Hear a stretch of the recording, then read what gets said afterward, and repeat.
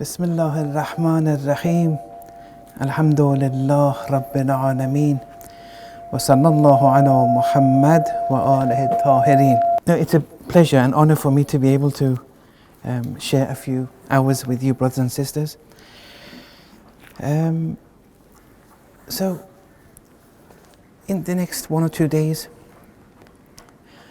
we'll start with explaining Tawheed. It's a very, very sensitive, this idea of Tawheed. Most of the scholars in most centers in America and Europe, they don't teach Tawheed. And if they do, they say Tawheed is God is one. Finished. That's it. That's all they have to say about Tawheed. Some may speak a bit more, but the knowledge we have on Tawheed, which is Islam, the basis, the crux of Islam, is Tawheed, and we're not teaching it. Even in the seminaries in Rome, after 10 years, a seminary student in the Iranian seminaries, they may study 1 or 2 books, at most 2 books on Aqa'id.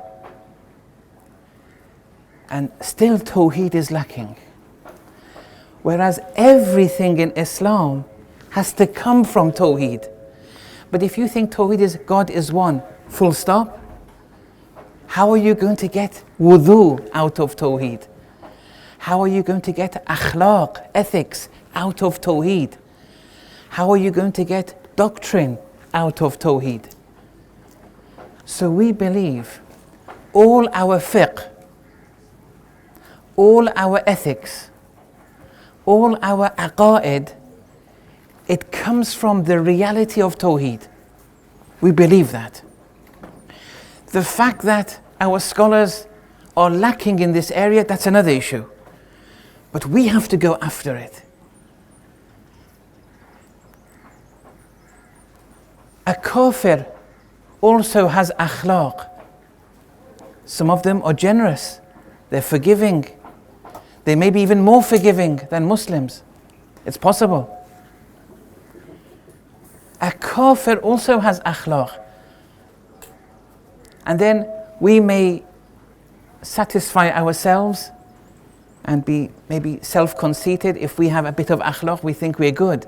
But that akhlaq a kafir also has. So what's the difference? Our akhlaq has to come from Tawheed. And inshallah, today or tomorrow, I'll go through 6 or 7 ethical diseases and how we solve them through Tawheed. Look, something a kafir can't do. A kafir can be ethical, no problem. But the ethics the kafir gets, it's not from Tawheed because they're a kafir.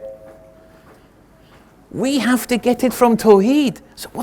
So why is our ethics just like when someone comes on the pulpit, they explain ethics, it's just the same ethics as the kafir? That's one problem. Secondly, our aqa'id comes from Tawheed too. Aqa'id. And inshallah we're going to speak about Mahdiism, this phenomenon of the coming of the 12th Imam. We're going to speak about that later, tomorrow or the day after. And here too, to understand Mahdiism, you have to understand Tawheed. And that's why today, when you speak about Mahdiism, everyone says that the signs, it's near, it's getting close. Syria, Saudi Arabia, this is happening, this is... The Khurasani is here, the Yamani is coming, Sayyid Hassan Nasrallah is this, X person is this. No, we're just playing around. These are just games. Yes. And every 50, 20, 30, 40 years, the same signs, they choose different people. When the reality, the phenomenon of Mahdiism is something else. And to understand it and unlock it, you have to understand Tawheed. Look how behind we are. So we'll discuss Mahdiism, inshallah. But we have to first explain Tawheed. And after explaining Tawheed, we'll go through some ethical diseases and see how it can change us, this Tawheed, having a Tawheedi worldview. And just think of, all the rituals we have, how much Tawheed is in those rituals. Look at Imam Khomeini's book, Adab al-Salat. It's all Tawheed. It explains every component of the Salat.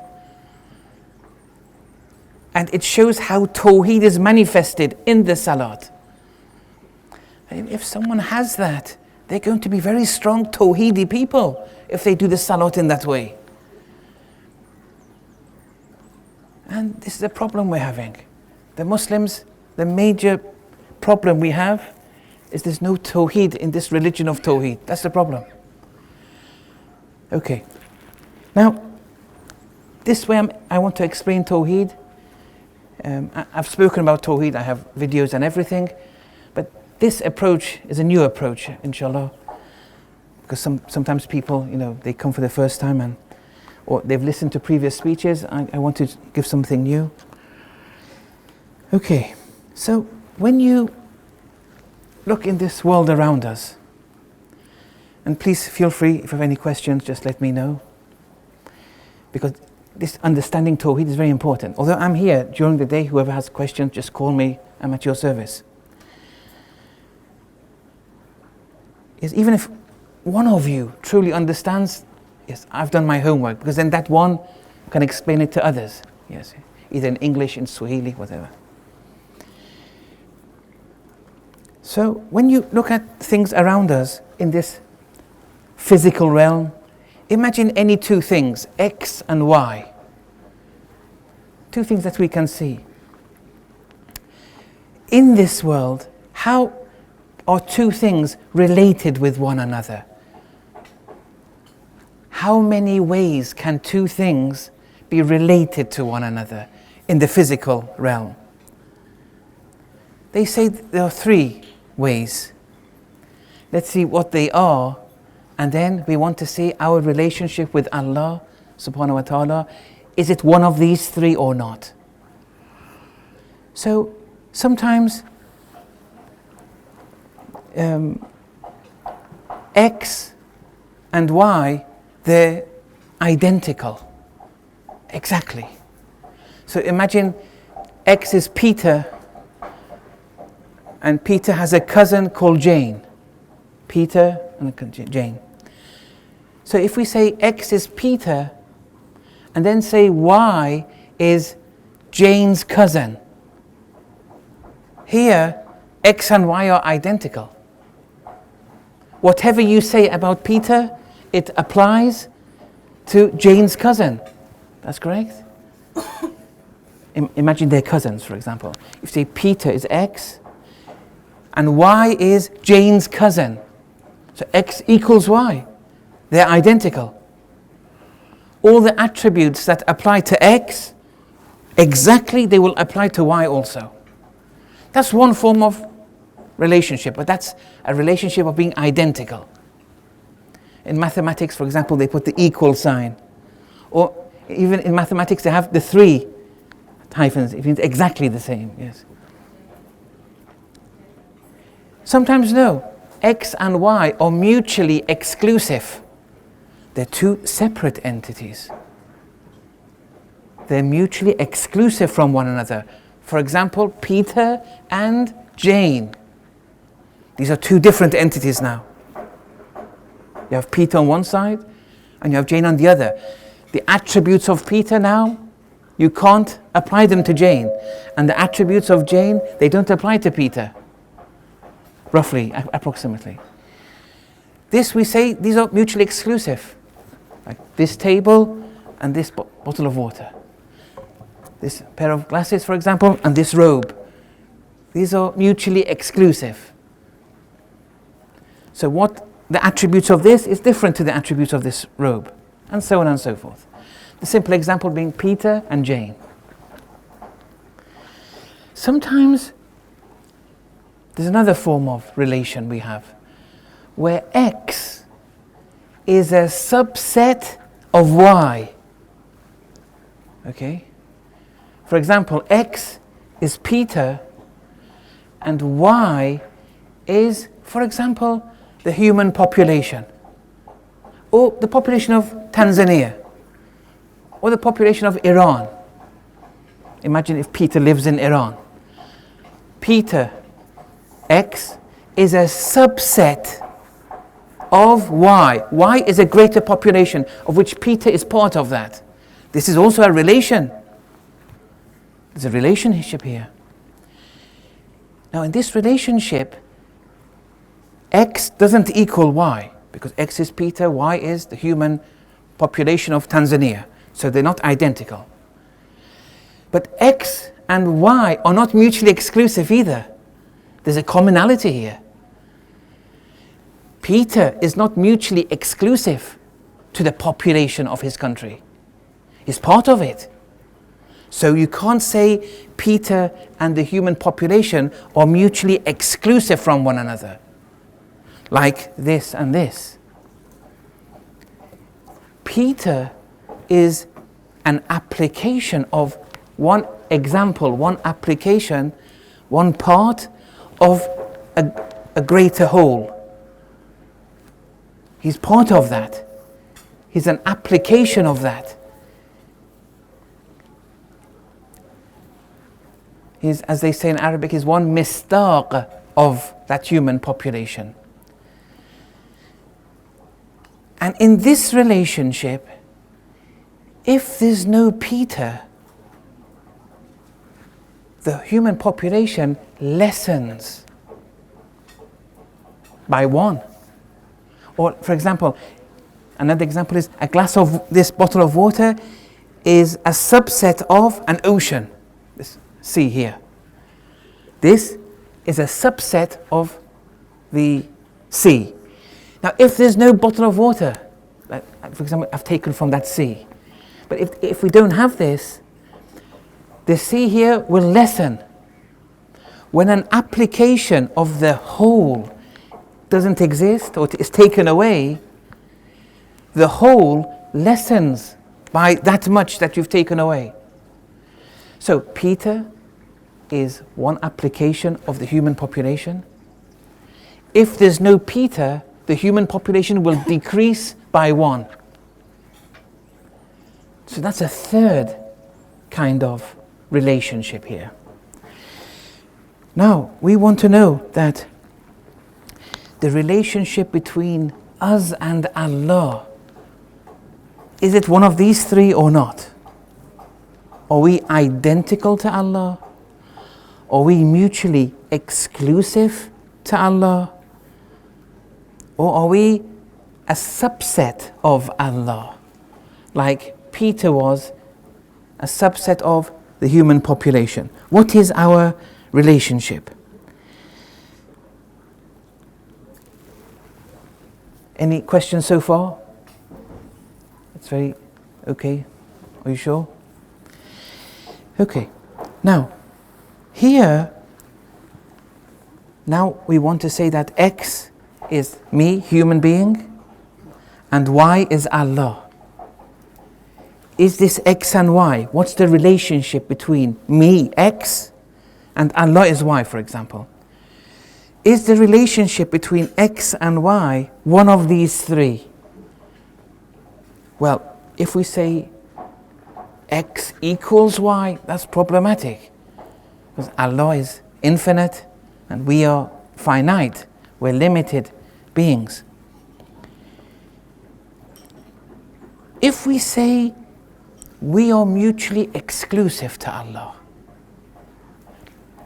like Peter and Jane, or like this object and this object, they're mutually exclusive. In Arabic, it has tabayun. Here, are they mutually exclusive? Man and Allah. Now, whether you say yes or no, most of our mimbaris on the pulpit come and give us a story about creation. They say one day Allah was and nothing.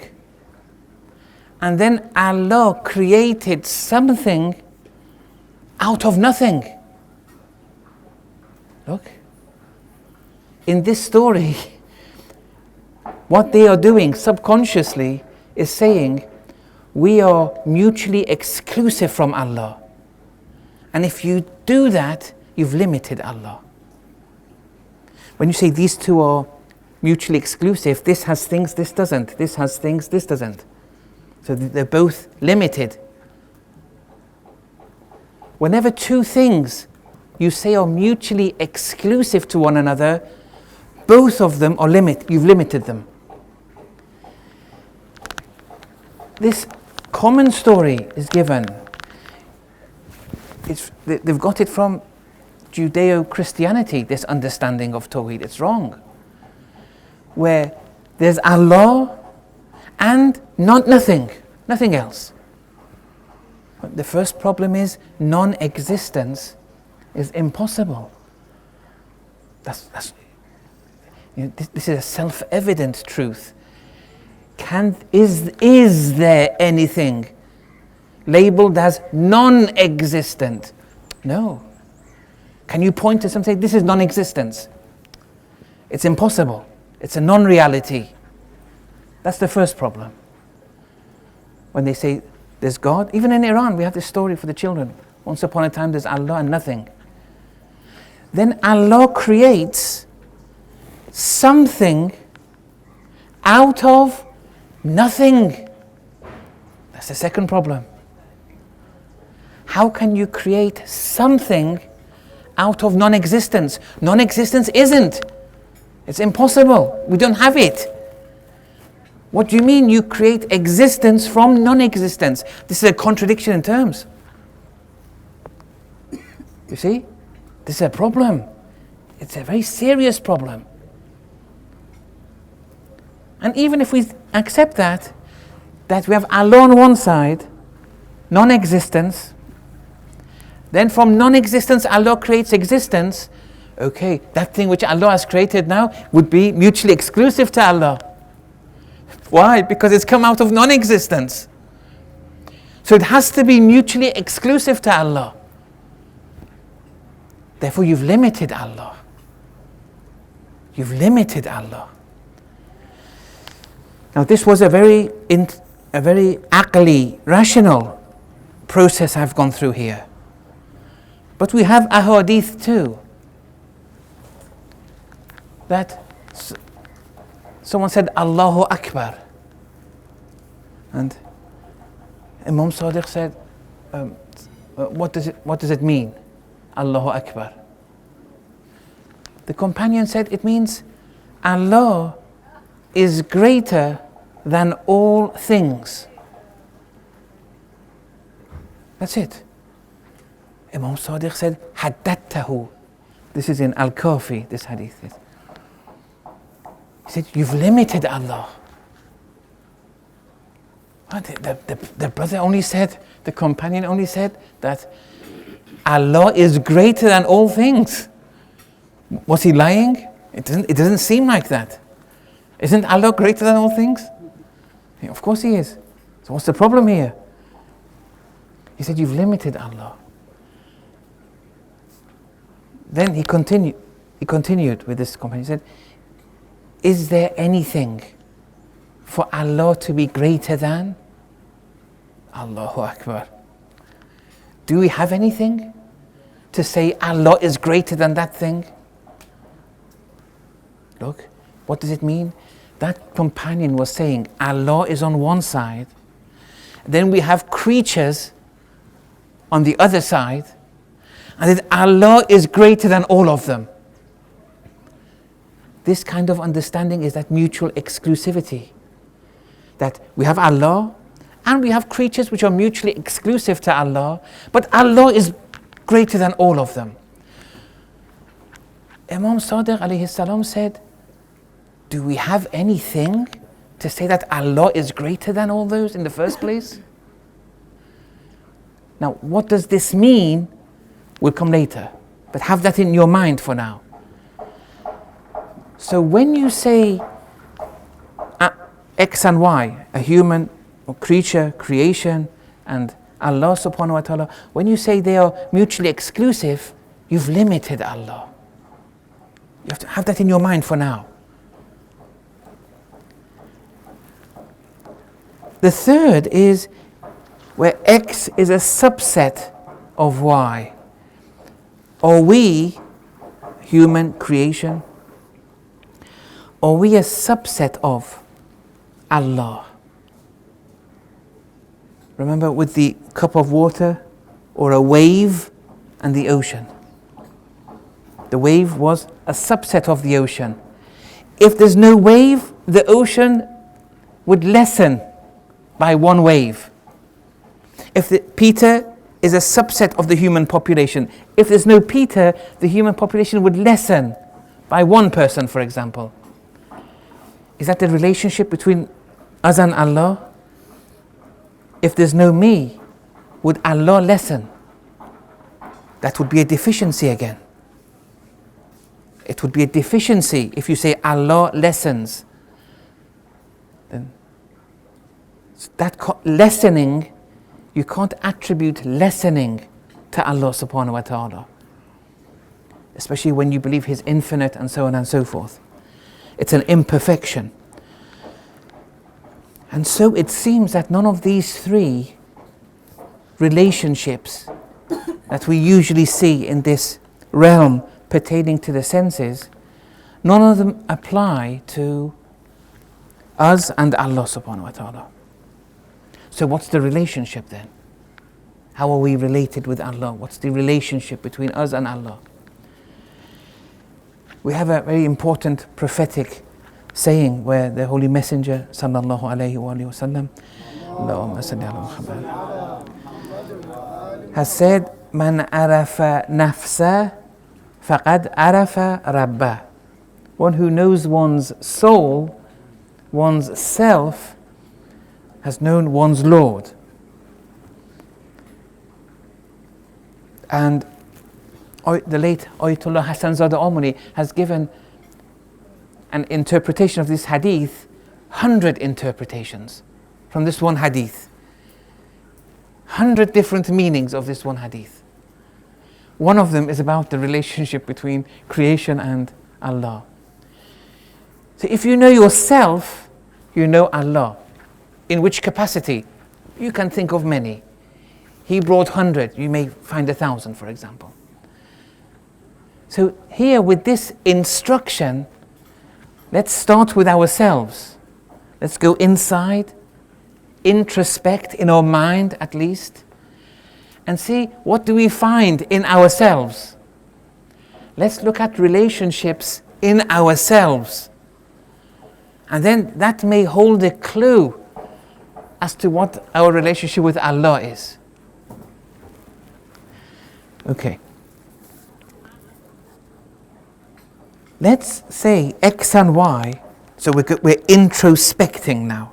We're looking inside. Let's say X is a mental picture of an apple. You know, you can close your eyes and picture an apple, for example. Or a balungi, for example. That is X. Or Y. What is Y? Your mind. Your actual mind. Look, we're digging inside now. We want to know something about ourselves, so we get to know something about Allah. So, something in your mind, a mental picture of a balungi. That is X, and Y is your mind. Now here, what's the relationship here between the mental picture of the balungi and your mind? Okay, so far we've learnt of three relationships. Let's see if it's one of these three.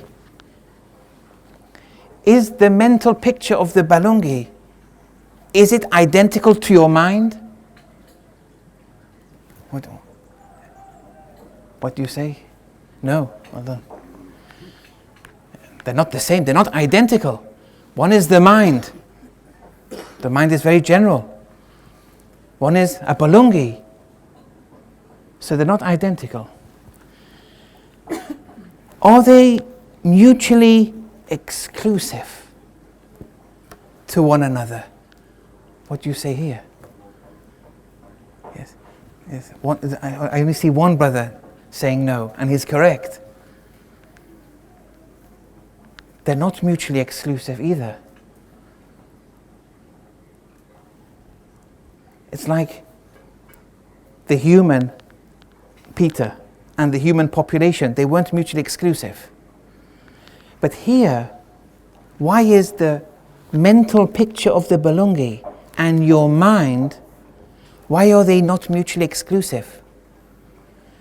Because that existence of the mental picture of your balungi when you close your eyes, it's a creation, it's a generation, it's generated by the mind.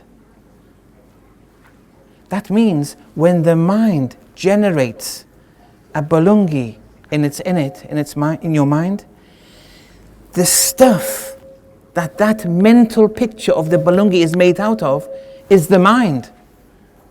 The stuff that it's made out of. It's not physical. It's mental. It's immaterial. It's non-physical.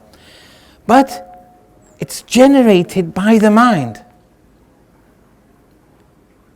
So here you can't say a mental picture of a balungi is mutually exclusive to the mind. It's a generation of the mind. It's a creation of the mind. The mind is wholly, with a W, is wholly present in the balungi. The balungi is a manifestation of the mind. They're not mutually exclusive from one another. Just one example, just in case the mind maybe is causing some people difficulties. When you go to a clothes shop, you see, for example, a shirt, a pair of trousers, a pair of gloves. But in reality, what do you see there? You see nothing but thread. Look, it's all thread. That shirt, is it anything but thread? No, it's all thread. The pair of trousers, in this pair of trousers, is there anything but thread there?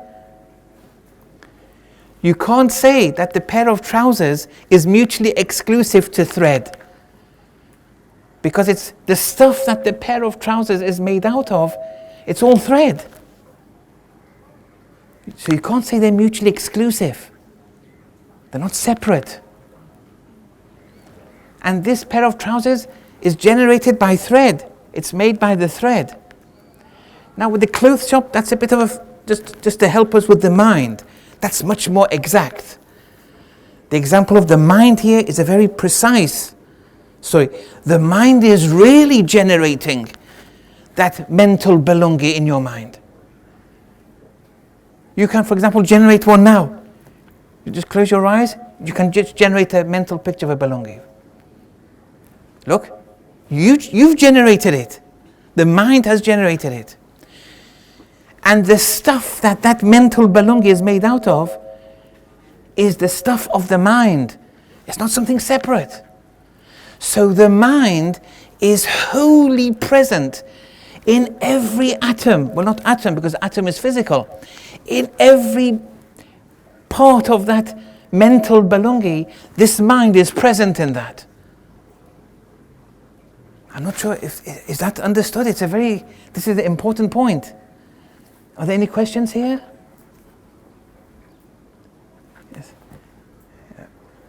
Yes. Shall I choose someone? Shall I pick someone to just make sure everyone has understood? Or yes. Were you the pharmacist, brother? Yes, you. Yes. Yes, you. Yes, you were the pharmacist. No. No. Oh, sorry. Yes. Who was the pharmacist? Yes. Oh, you were the yes, you were the, yes, sorry, yes. Is it clear, do you think, or? Of course, but I have some question. Yes, Maybe if I understand a little bit different, yes, but my question is, you say how to let us with Allah. yes, So you say if someone understands his soul, yes. they may understand it. Allah subhanahu wa ta'ala, yes. So you are trying to say that if we have knowledge Yes, for ourselves, yes, we have fitra, yes. that Allah have more than us. Okay, okay. We'll come to that. We'll come to that later. But the Balongi example, did you understand that? There's no problem there? So they're not mutually exclusive. Yeah, they are The mind they are and the mental picture. So the mental Balongi is generated by the mind. yeah. Is a yes. How if we say it is subset If it's of the mind? right, yes, well done. Is the Balongi a subset? That mental picture, is it a subset of the mind? With subset, the criterion to differentiate it, we said, if, let's say, with Peter and the human population, with the wave of water and the sea, if there's no wave, if there's no Peter, the subset decreases. Decreases. With the mind, if you forget the mental Balongi, does the mind decrease? So you'll not be able to generate that. Yes, but the mind doesn't decrease. The mind is the mind. It doesn't decrease like the sea or the human population. So, it's not a subset of the mind. The mental picture of the Balongi is not a subset of the mind. But still, we're talking about mutually exclusive right now. So, the mental Balongi too is not mutually exclusive.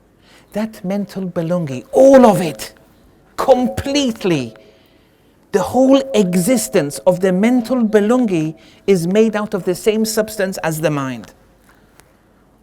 This is something, and therefore we can say this. The mind is completely present and nothing else. The mind is completely present in the existence of that mental Balongi.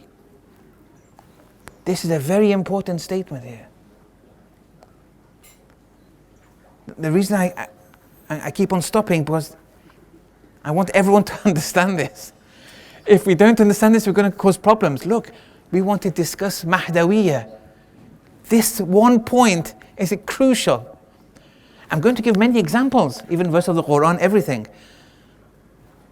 So, if those who... Oh yes, you have a question? Yes, yes. Oh, Steve has a question? Or you just want to give the mic to Steve? Yes. Okay. Let's continue then, with your permission. So your silence says you've understood. From the sisters, any questions? It seems to be a straightforward point, I think. I mean, if it's difficult, please, now is the time. Yes. Because those who have truly understood this one example, when I give the reality of the phenomenon of the coming of the 12th Imam, then, yes, the Balongi. Only then, only those who have understood the Balongi example. You can't ask me afterward. When we speak about Mahdawiyya, don't ask me then. If you've understood it now, you'll understand it then. Okay. So, your mind is wholly with a W, present through and through this mental Balongi. Okay. The third relationship which the brother was asking, is the mental Balongi a subset of the mind? And there we said no, because if you forget about the mental Balongi, the mind doesn't lessen, doesn't become smaller. And also, The mind is not divisible. Those who have listened to those lectures on Ma'rifatun Nafs, we've discussed that. Okay. So what is the relationship? We're going to introduce a new term now. It has its roots in the Quran. We'll come to the Quran. No, there's no rush. Right now, I want to intellectually, rationally, look, aqa'id has to be believed. You can't say, I believe in Tawhid because X scholar said so. You have to understand it. We all have an inner prophet. We have aql. We have to understand it. They say, why do you believe in Tawheed? X scholar said so. Why do you believe in Adala? This book said so. Why do you believe in this? This video said so. So, okay, did you understand it though? Is it like that with your heart? Have you accepted it wholeheartedly? Or is it just something without any thinking or rationality? You see, in fiqh, halal and harams, these things, the knowledge isn't important of fiqh. Acting is important. And that's why taqleed is okay. You follow the expert in fiqh. Because knowledge of the halal and harams isn't a priority. It doesn't make you a better person. But acting on the halal and harams makes you a better person. When you act. But having the knowledge, no, not necessarily. It's good, but it doesn't make you a better person. So that's why they say, with the rulings, halals and harams, wajibat and these things, it doesn't matter if you don't know them, you can follow someone. You follow them, but you have to act upon it. That acting elevates your status. With aqa'id, this is not the story. With Tawheed, Nubuwwah, Ma'ad, this is not the story anymore. The knowledge elevates you. The knowledge of Tawheed elevates you. So you have to understand it, and then you have to wholeheartedly believe it. It has to tie a knot with your heart. That will elevate you. The amount of Tawheed which goes into your heart, the higher a person you are, the more a Muslim you become. But if let's say, God forbid, if there's no Tawheed in your heart, but you do Salatul Layl every day, you do all the Nafilah every day, but there's no Tawheed in your heart, what use is that? It's nothing. The rituals are harvesters of what you have in your heart. If there's nothing in your heart, what is Salat going to harvest?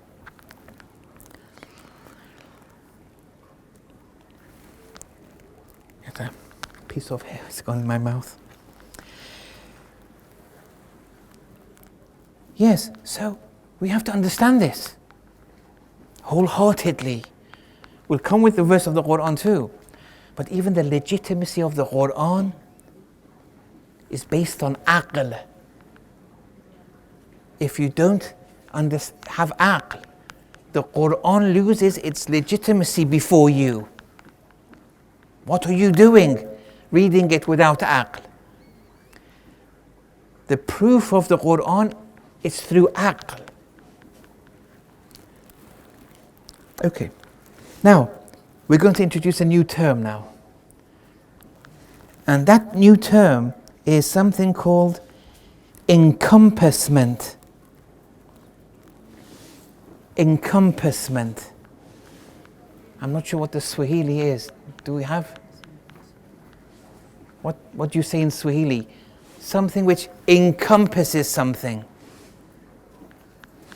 It's a very, very important word. One of Allah's names, Ya Muhit. Muhit. Allah is the encompasser. Yes. Pardon? Udumisho? Udumisho. Oh. Ulyo. Yes. Okay. I just wanted to make sure. Yes. Because there's no point in me saying encompassment and we're not on the same wavelength. We have to. Yes. Yes. So here, there's a fourth relationship between us and Allah subhanahu wa ta'ala. And the relationship between us and Allah is a relationship of encompassment. We're going to open this up a bit. Where Allah is the encompasser, we are the encompassed. Okay? Let's go back to the Bulungi example. The mind encompasses that mental picture of the Bulungi. Encompasses it. Yes? Not only the mind generates that mental picture of the Bulungi, but it encompasses it.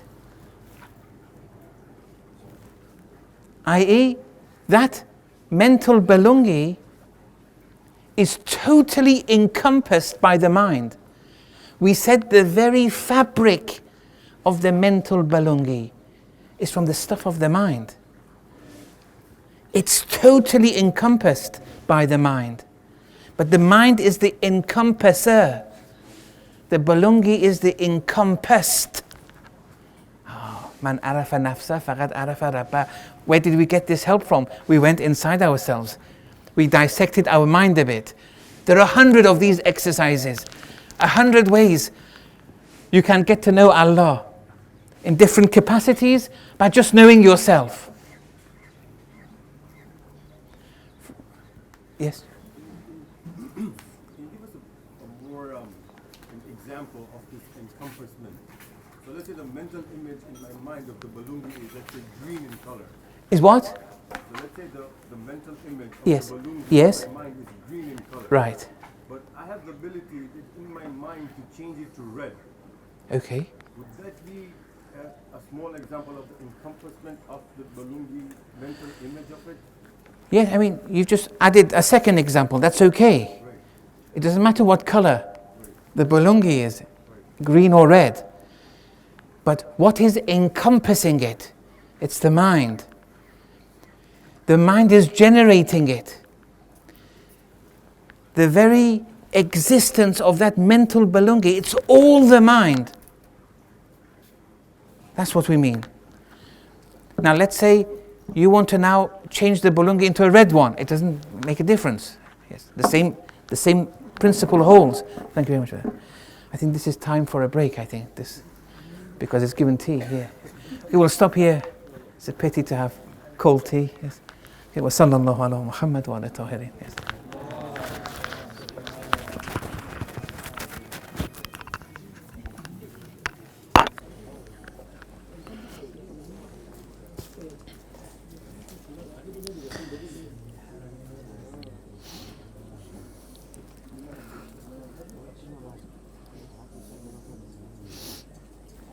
Okay, shall we start?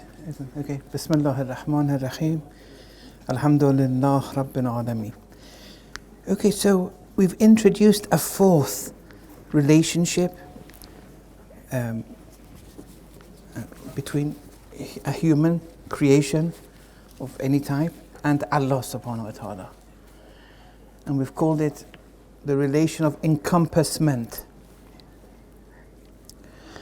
And this kind of relationship seems not to exist in the physical realm. We can't find a physical example.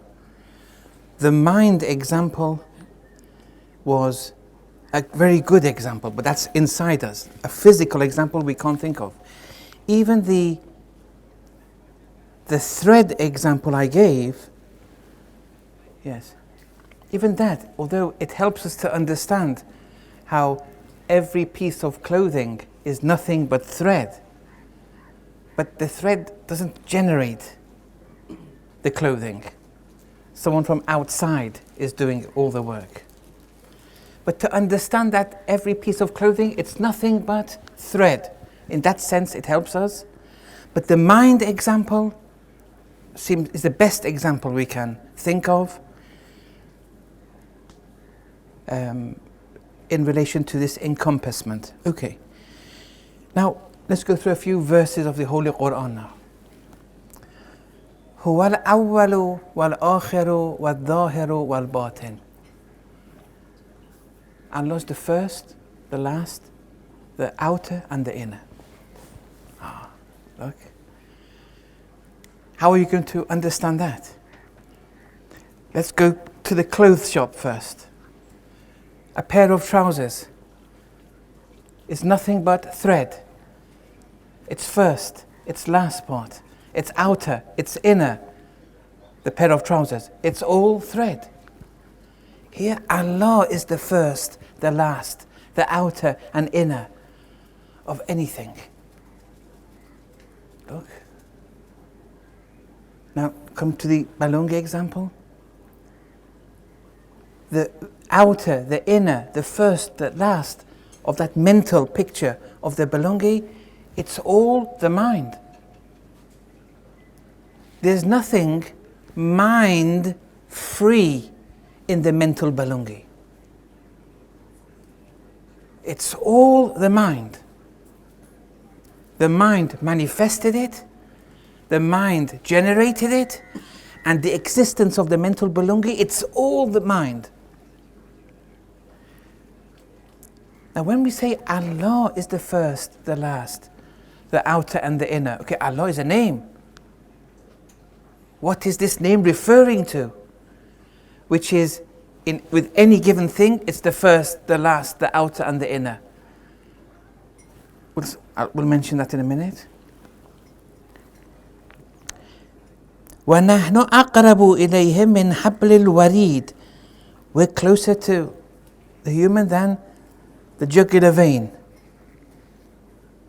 The jugular vein, we are closer to the human.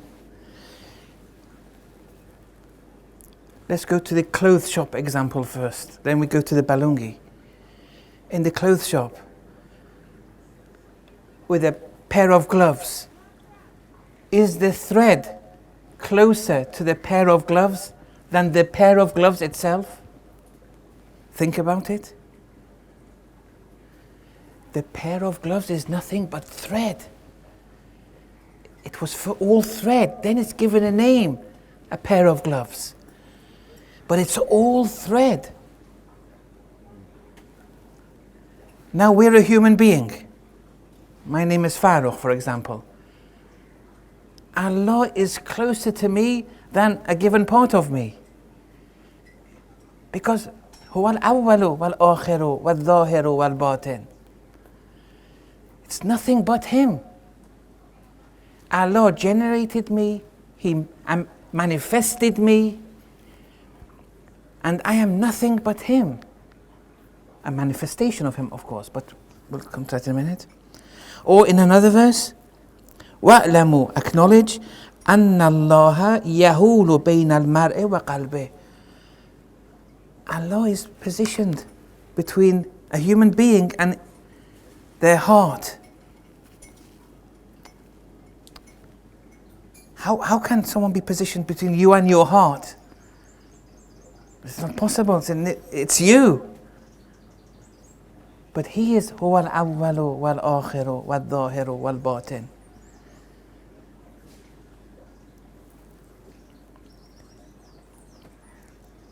بسم الله الرحمن الرحيم. قل هو الله أحد. قل, say, هو. Let's stop there. Who? Say, who? Him. He. It's a pronoun, but it's a name of Allah. It's a batini name of Allah. The zahir of this batini name is Allah. قل هو Allah. قل هو Allah.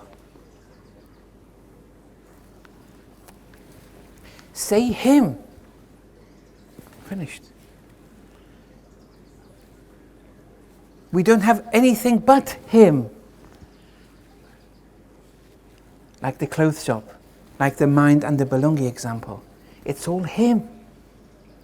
Everything you see in the realm of existence, and we only have existence. Non-existence is impossible. All we have is existence.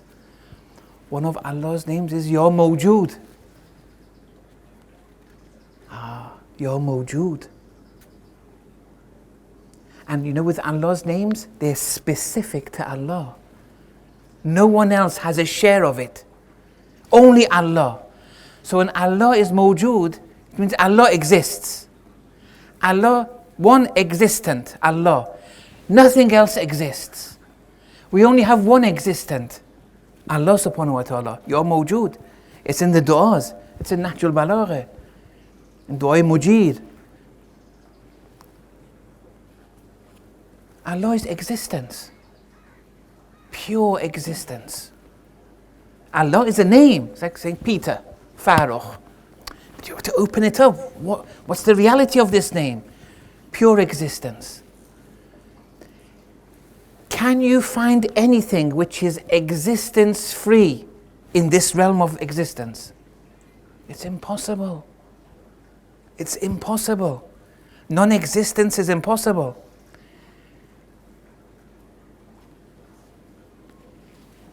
It's only one existence. That one existence is manifesting. Like how the mind, one mind, and manifests a Balungi, generates a Balungi. But Allah's existence is generating all these things, whatever we see. These are existing things, but they're manifestations of that one existence. And when you say existence, pure existence, and you say non-existence is impossible, rationally, existence therefore doesn't have a beginning. Because if you say existence has a beginning, what was there before? If you say something, that proves our point, that existence doesn't have a beginning. If you say nothing, non-existence is impossible. Then existence doesn't have an end. If you say it has an end, we say what is beyond that end. If you say something, we say that proves our point. If they say no thing, we say non-existence is impossible. So we have one infinite reality, it's called existence. And this one existence, which has no beginning, no end, all these existing things we see is manifesting that one existence. That pure existence is generating, manifesting these existing things. These existing things are manifestations of that one existence. But that pure existence in any given thing, هو الأول والآخر والظاهر والباطن. Nothing is existence free. Impossible. It's impossible. So the only problem you can say is the only one is we cannot see him, but he is the one who is doing everything. Yes. Yes. Yes. Because if I was to say to you, it is right, what is the stuff of pure existence? You say, I don't know. Can you define pure existence? Is there any way you can define pure existence in a simpler way? No. Existence is the is we use. The word is. Allah is. Finished. When you want to define something, you say this, whatever it is. Well, whatever extra you say now is additional. It's the most simplest truth we have, is existence. It doesn't have a beginning. We've proved that rationally. It doesn't have an end. Therefore it's infinite. Qul hu. Say him. Him means existence. Its external name, it's Allah. And there's a reason Allah has a particular meaning. I don't want to divert right now. Ahad.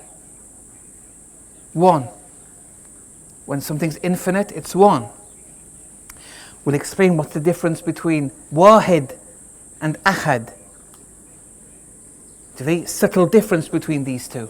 The Quran opens this up. They're both one. In the English language, we don't have a translation for Wahid. And if you say one, we don't have a translation for Ahad. Because they're both translated in English as one. But this one is different. In Arabic, We'll come to that. So, let's go through other verses. خلق السماوات والأرض بالحق. Allah created the heavens and the earth بالحق. This preposition ba, بالحق. The irfan of the Quran is hidden in the prepositions. They have meaning. I would have to go to Arabic grammar. It's very difficult to explain, to go through what it means and everything.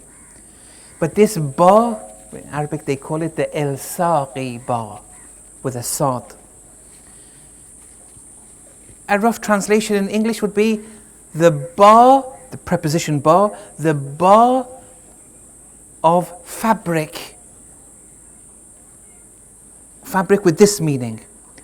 That which comes after the ba is the very fabric of that which preceded the ba. Allah created the heavens and the earth. Bil haq. It's all haq. Haq means reality. Haq means real. The name Al-Haq means real.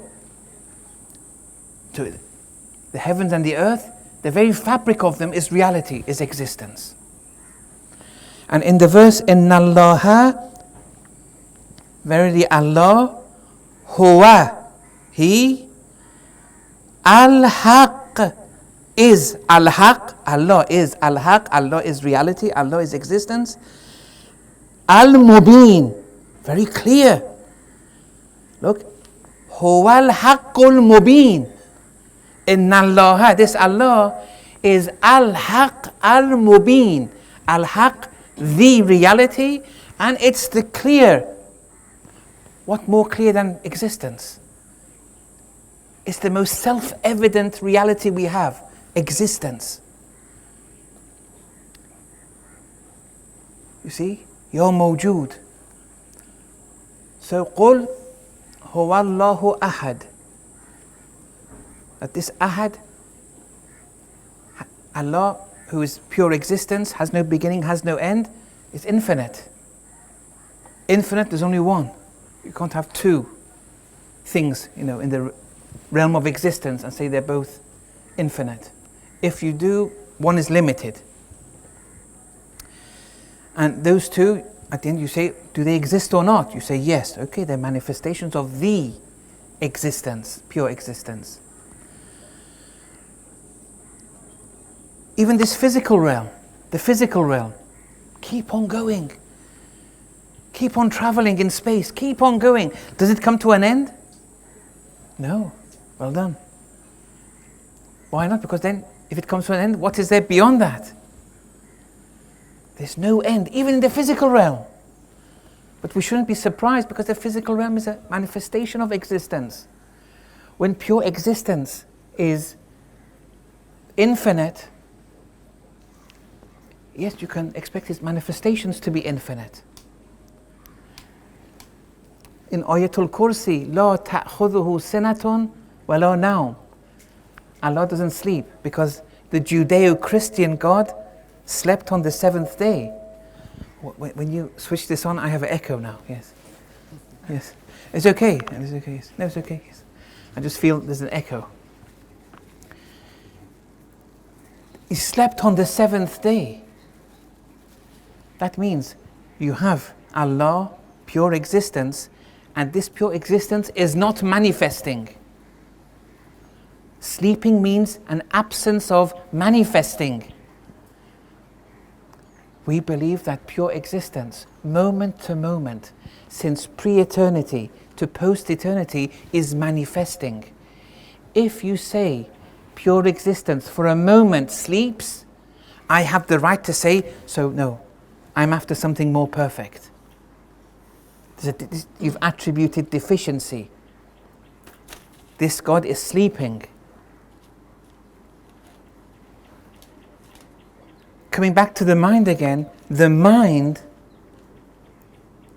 never sleeps. It's always generating. Even when you're sleeping, the mind is working. Yes. Okay. So this encompassment now, it's become very deeper now, because the encompasser is pure existence, Allah. The encompassed is existence in a particular shape or form. But this is generated by the encompasser. And this is all made out of existence. Existence is present in this in its entirety. Pure existence is present in this in its entirety, like the mind and the Balungi. This is the relationship between creation and Allah subhanahu wa ta'ala. It's one of encompassment. Okay, let's go ahead. Sorry, Sheikh. Yes, yes. When we talk about Allah, can we separate Allah from His characteristics? For example, we say Allah is Adil or Allah is the most knowledgeable. So between knowledge or between Adil, Yes. can we differentiate maybe before existence Allah? Which one, for example, knowledge and Allah, which one comes first? For example, if you say Farouk is knowledgeable, it means there is one time on which you didn't have the knowledge. Yes. So yes. when we say Allah is the most knowledgeable, Yes. is there a time when between knowledge and the Allah, which one comes first? Because Yes. if we say the knowledge comes first, then Allah is not Right. the creator. But if we say Allah comes first, then the knowledge comes second, Yes. then it means Allah came without having the knowledge. Knowledge, So can we yes. separate between God and Yes. His characteristics? So when we've explained Allah as pure existence, which has no beginning. There's a question here? You have a question, brother? Yes, yes, yes. Yes, yes. I'll come to that. I'll come to your question in a minute. I think this brother maybe want to add to your question, maybe. Yes. So can we say that He exists, Yes. therefore I exist? Right. It's the same phenomenon. Right. And another comment I want to make about Balungi. Yes. Yes. I grew up in Zanzibar Right. many years ago, and we used to love Balungi. And the way we used to associate Balungi in our mind, if we saw a head in Swahili Kichwa, when the Kichwa was round, we call it Kichwa Balungi. Right? So that was our mind creating that Balungi also. Right, right. The Balungi manifested itself. Right. But in our mind, when we saw a head very round, nicely rounded, we call it Kichwa Balungi. Right, right. Okay, thank you. Yes. Yes. Okay. Now, so in this point, we've described Allah as your mawjood. We've said this mawjood has no beginning. So there's no first this, first that. It has no beginning. And it has no end. But we've called it pure existence. Now, anything outside, what that we see, it has to emanate from existence. It has to come from existence. It can't come from non-existence. So this existence, let's say when you look around yourself, there are many things, many attributes of perfection that you see, like knowledge, power, justice, generosity. You see it all around you. All these attributes of perfection, do they come from existence or non-existence? When we're seeing it, it comes from existence. This pure existence, which is infinite, has no beginning, has no end, comprises of all these attributes infinitely. When you look at it at this light, the name we give to that pure existence is Allah. In this light, as that existence which comprises all the attributes of perfection. But when you look at it as existence on its own, pure existence, the source of everything, in that capacity we call it Hu. Okay, is that clear? So this pure existence comprises of all the attributes, since pre-eternity to post-eternity. Because all these attributes can't be existence-less. It's impossible. So when we give these different names of Allah, mentally, conceptually, we can differentiate them. They have different meanings. But in the reality of existence, it's all one.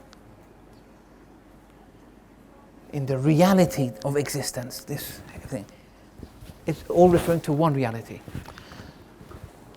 Yes, now when you gave the example of a person, for example, I am a student.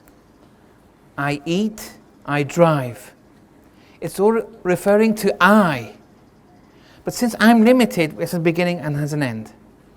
But when you say the student, the eater, the driver, the, for example, doctor, all these, yes, conceptually they're different meanings. But it's all referring to one reality, which is I. Now my I is limited. But the I of Allah, it's pure existence. Has no beginning, has no end. Yes. Yes? Since you said the relationship is the encompass and the encompassee. Encompasser. Encompasser, and we are a manifestation of the pure existence. Yes. So does all of creation have all that attributes of the perfection in Yes. us? Yes. It's just that we all have it in us. Yes. No, To- we all have the potential. We all have the potential Yes, yes. to manifest. We can manifest those attributes of perfection. So Allah has put, so basically all of us have that potential. Yes, Every possible yes, creation yes. has that. Yes. So, We don't have, yes, sorry. we don't have the attribute of ghani, of being independent. Yes. No, Am we I right? can. Yes. We can, but it's relative. It's not. Look, when I am ghani, we're going to come to this. But when I say I am ghani, it's not that I possess this attribute. I'm manifesting Allah's ghaniness. When I say I'm the creator or creating something, not that I independently have created something. I'm manifesting Allah's creatorship. With all the attributes of Allah, we are just manifesting it. They're not ours. This is a very important point. The mental balungi, what is its own? Nothing, it's all the mind. The pair of trousers, it's nothing but thread. It doesn't have anything. When the pair of trousers warms you, is the pair of trousers warming you or the thread? The thread is warming you. When you say this pair of trousers is beautiful, beauty is attributed to the pair of trousers or the thread. There's nothing but thread. Now, the relationship between us and Allah too is this. I am nothing. Pure existence is filling the very fabric of my existence. I have nothing. Not that Allah is 100% alim and I am 10% alim. No. I am 0% alim. Allah is 100% alim. I am 0% khaliq. Allah is 100% khaliq. I am 0% ghani. Allah is 100% ghani. But I can manifest that. It's like a mirror or mirrors in a desert, and it's a sunny day. Some mirrors are big, some mirrors are small, and the mirrors are reflecting the light. Okay? But the light is whose? It's the sun's. This mirror on its own, can it reflect anything? It's all from the sun. Can the big mirror say to the small mirror, I'm better than you? No, they're both dependent, wholly dependent. And when it becomes nighttime, it says, oh, we're nothing. We're really nothing. And that's the story with us. If we say that I have 10% of ilm, knowledge, Allah is 100%, that means me and Allah, knowledge-wise, we're qualitatively the same. But Allah is quantitatively more. That's shirk. You've assigned yourself in association with Allah, you say, I have 10% of knowledge. You can only manifest Allah's knowledge. Maybe 1%, maybe 5%, maybe 10%. Maybe you can manifest 90% of Allah's knowledge. However much you manifest, the knowledge isn't yours. You're just manifesting it. And so here, the balungi in the mind is just manifesting the mind. That's it. It doesn't have anything in and of itself. The very fabric of it, the very existence of it is the mind. Okay, now let's give another example. If I say, I like you, brother, or I love you, brother. Who do I really love? Look, he's a human being. This human being is a manifestation of who? Pure existence. Is he, the human being, anything but a manifestation of pure existence? It's all existence manifesting in a particular shape. When I say I love you, in reality I'm saying I love Allah. Even when, let's say, a man says to a woman, I like you, in reality, they're saying I like Allah, but they're unaware of it. If they were made aware, then the story would be different. When you say this balungi is delicious, this attribute is nice, yes. In reality, what are you saying? Existence is delicious. And that's the meaning of Alhamdulillah. All hamd, all praises are Allah's. Even more, all praises are specific to Allah. Wherever you say, I like, I thank, this is good, you're saying Allah, Allah. You're just saying Allah. But you're unaware of it. You're drowned in the balungi. You're drowned in the human being. But when you say everything, is a manifestation, is an encompassed version of the encompasser. Oh, the story is different now. See, the story is different. Look, now you're looking at Allah in a different way now. This has to be, think about it a bit. And inshallah, we'll continue in the next session, inshallah. And Allah says, I love you more than your mother 70,000 times. Right, yes. Is the Yes, that's a good point. Let's think about it and see what that means. I love you more than your mother 70,000 times. Yes. Although that's different. Nobody loves you more than your mother. Yes. But Allah says that I love you more than your mother. Yes, yes. Yes, that's looking at it from another angle. Yes, it's not directly related, but yes. Okay, I have a question. Yes. In this first relationship between Yes. us and Allah, Yes. have a meaning from the reason of creation, Right. of human creation. Yes. First creation, because there are some notions say that we have been made as an example from Right. Allah. Right. That this relationship implies with our creation. Right. Huh? Okay, that's it. Good question. So how now do we interpret why we were created? Why, if they say, why were you created by Allah? What are we going to say here? And then some people may even add it. You asked it in a very polite way. Some people will say, with all these problems that we're having, this and that, and Allah knew everything, so why did He create us? What was the purpose here? And then there's a second question. He's created us. One question is, why did Allah create us? The second question is, what is the purpose of our creation? These are two different questions. Why did Allah create us? And then what is the purpose of our creation? The third question is The third question, yes, go on. Yes.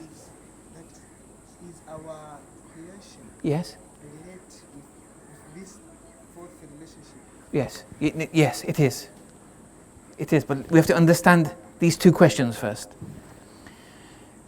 So, here, the answer to these two questions is 4 words. Okay? And these 4 words are all identical. It's the same 4 words. It's just that the words are all the same. 4. It's just the first word and the fourth word have a capital letter. The second and the third has a small letter which starts off. Now I'll give the answer and we'll start from here in the next session. So you can think about it. But let me give the answer. Why were we created and what's the purpose of our creation? The answer is this. Being, and being. Being with a capital B, being. The second part, being with a small b, being with a capital B. Now discuss it with yourselves. Being means existence, but discuss it and see. We'll start from this point in the next session, inshallah. وصلى الله على محمد وآله الطاهرين.